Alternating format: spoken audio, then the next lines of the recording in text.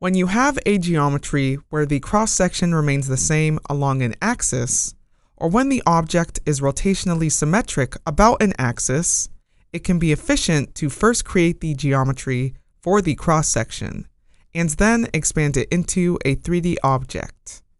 In COMSOL Multiphysics, you can create 3D geometries from 2D models. This is accomplished through the use of workplanes and plane geometry, in addition to performing workplane operations, such as the extrude, revolve, and sweep operations. Let's begin by extruding a 2D geometry into a 3D geometry. The extrude operation is used to extrude planar faces or objects from a workplane into a 3D object. You'll notice here we have open the exact same geometry that was built in our video showing you how to create a 2D geometry.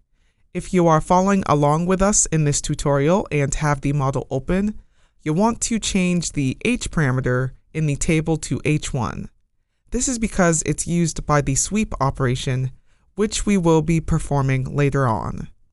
Now, since we are building a 3D geometry, we will want to click on the Home tab, click Add Component, and select a 3D component. This is where the 3D geometry will be contained. Now, we will want to click the Geometry tab and add a workplane. And this is where our 2D geometry is going to be contained within our 3D component. Once we have added the workplane, you'll notice it's displayed with the default settings in the graphics window. We can change the layout of the workplane by changing any of the settings. Under plane type, this is where we determine how the workplane is defined. Quickly selects any of the planes in our global coordinate system, such as the XY plane, YZ plane, and so on. We also have several other options for the plane type, as you can see here. To learn more about each of these options, please see page 477 of your COMSOL reference manual. We'll continue with the default plane type quick, and we will also continue on with the default selection for the plane and build our geometry in the XY plane. We will also use the default settings for the offset type and Z coordinate to specify the distance our workplane is from the coordinate plane along the third axis, the Z axis. Now, with our workplane generated, we can go under the plane geometry node, and this is where we will create our 2D geometry. The 2D geometry that we want to extrude here is contained in our first component. So what we can do here is we can click Import, and then under Source, we can select Geometry Sequence, and then under Geometry, we can choose Geometry 1 to pull the geometry sequence from the first component. Now we can click Import, and our 2D geometry has been generated. You can also create the 2D plane geometry by importing a geometry file, or by simply drawing it through adding primitives, or drawing it within the graphics window itself. If we return back to the plane geometry node, you notice we have the option to view the workplane geometry in 3D. So if we select that, you can see our workplane appear in the graphics window in 3D space. Now that we have finished defining our plane geometry, we can select the workplane node. So now we've returned back to our 3D geometry and click Build All to again see our plane geometry. And now we can click Extrude to add the extrude operation. Under Extrude From, we can choose to extrude from a workplane or a face in our geometry, since that is where our geometry is defined. And again, we want to select Workplane 1, which contains our plane geometry as shown under the Input Objects section. We will also want to leave the Unite with Input Objects checkbox toggled on so that the planar object is united with the extruded object. Now, under Distances from Plane, this is where we can specify how far we want our plane geometry to be extruded from the workplane. Let's enter 4 centimeters. Notice that I specified the unit using brackets. This is important, otherwise the numerical value we enter takes on the software's default unit for length, which would be meters. And further down, you can see we can also choose to reverse the direction if we would like, as well as other options. Let's click Build All, and you can see we have just extruded our 2D geometry into a 3D object. Please note that when creating a 3D object from a 2D geometry, you will always need to return to the 3D portion of the geometry sequence. From there, you can add the respective geometry operation to convert your 2D geometry. You can see if I were to right-click any subnode under our workplane node that the extrude operation is not available. However, if I right-click any of the nodes within our 3D portion, the extrude operation is available. Now let's turn our attention to using the revolve operation and revolve a 2D geometry into a 3D object. The revolve operation is used to revolve planar faces or objects from a workplane about an axis to create a 3D geometry. Once again, since we are creating a 3D geometry, we want to add a 3D component. And again, we will want to first define our plane geometry in a workplane. First off, since we plan to revolve a circle into a torus, let's change the plane to the YZ plane. And now, under plane geometry, this is where we are going to build our circle object. So we can click Primitives and select Circle.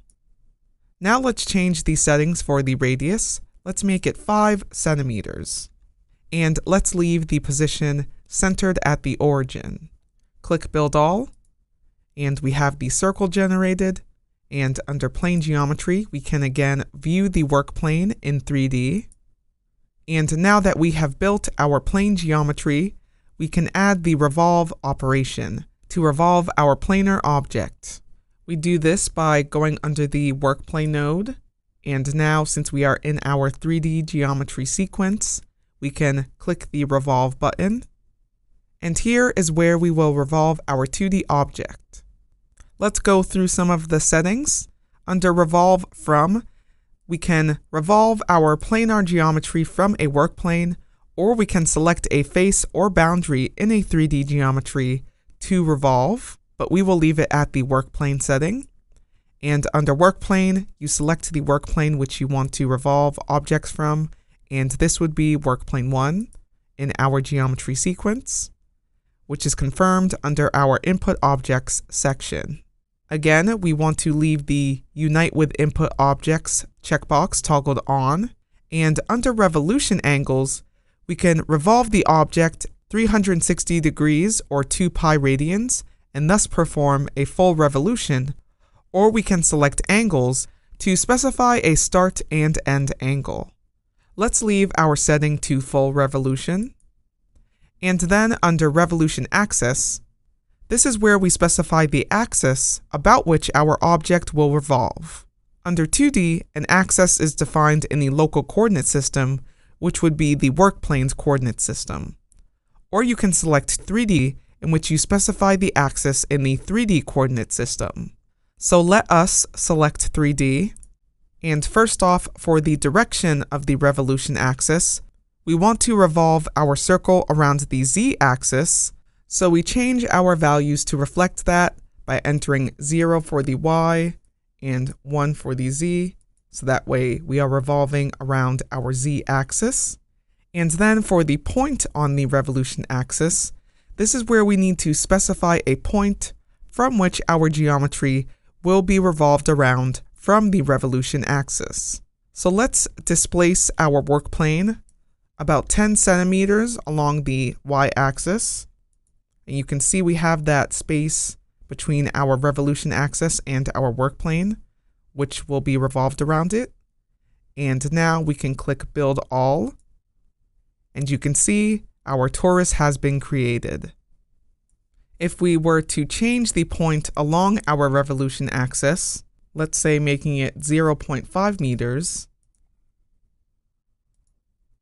This makes our torus much wider since we are displaced much further from our revolution axis.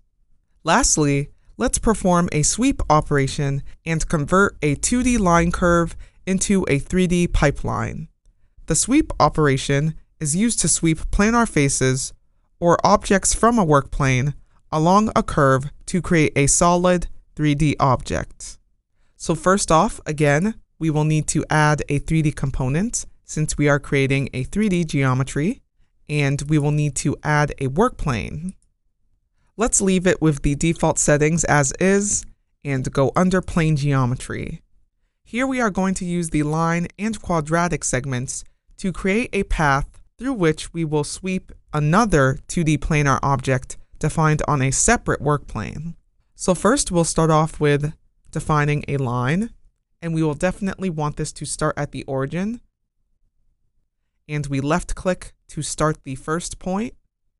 And then when we want the segment to end, we can left click again. And to create the object for this segment, we right click, and you can see it has been added under our geometry sequence for the plane geometry. Now let's use a quadratic segment. Again, we can left click, and then now we are going to be defining the midpoint for our curve.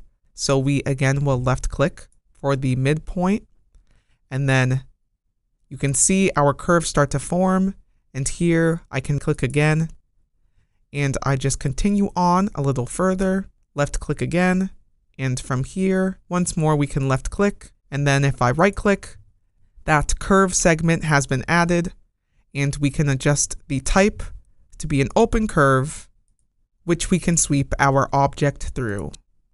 So now again, I can add another line. I will left click and then left click again and right click to lock that object in and add it to our geometry sequence.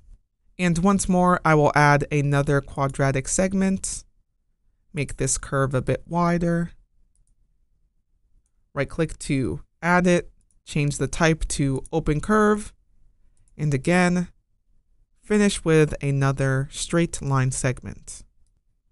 Now that we've defined the path for our object to sweep through, we'll want to create a separate work plane, which will contain our 2D planar object. So we click work plane again, and this time we want the plane to be along the XZ plane. From here, we go under plane geometry, and you can see the start point of our path. And here I'm going to quickly just draw a circle in the graphics window, return to the plane geometry node, visualize it in 3D, and maybe we'll just adjust those settings, make it slightly smaller. And now we are ready to add our sweep operation. So again, I can return to any of the work plane nodes to be working within the 3D geometry sequence. And now I can add the sweep operation. And under faces to sweep, we will want to select the circle object we defined in one of our work planes. And under create cross-sectional faces, we will leave this option toggled on. This creates cross-sectional faces between sweep sections, and this is good in case you want to specify the mesh distribution for each section of the sweep. It also enables you to assign different materials to different regions.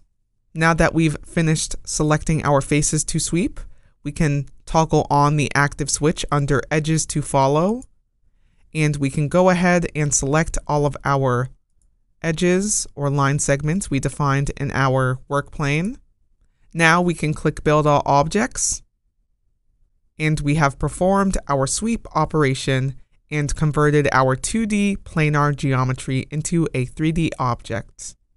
You'll notice if I deselect Create Cross-Sectional Faces, those changes are reflected in the 3D object that was generated.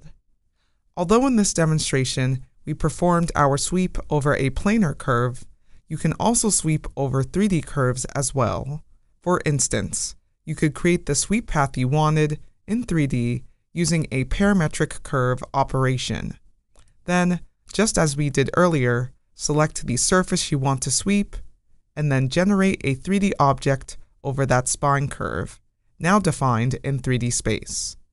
In terms of when to use the sweep operation versus the extrude operation, a good rule of thumb is to identify whether you are sweeping along a straight line or not.